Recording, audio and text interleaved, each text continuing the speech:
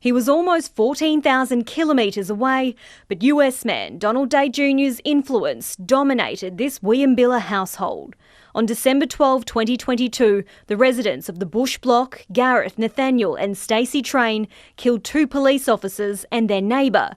They were later shot dead by tactical operatives. Investigators at the time declared it a religiously motivated terror attack. The Train family members subscribed to what we would call a broad Christian fundamentalist belief system known as premillennialism. After reviewing substantial material related to the trio, an associate professor of politics agreed with this categorisation.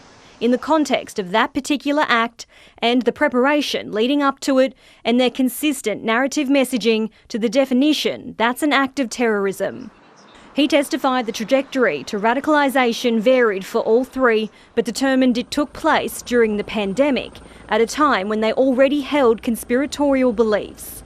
He found Gareth and Stacey's extreme religious views developed shortly after they began communicating with Mr Day Jr. online, who exposed them to violent content.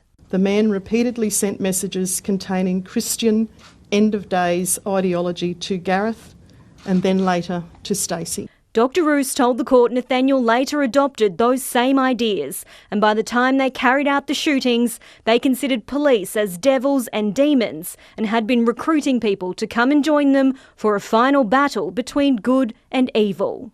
The inquest has already heard testimony from a medical expert. The Trains likely suffered from a shared psychotic delusional disorder.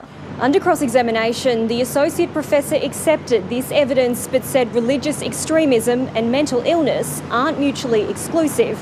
He said he couldn't comment on whether they still would have acted on their ideologies had they not been deluded. The inquest will continue later this week. Talissa Saganto, ABC News, Brisbane.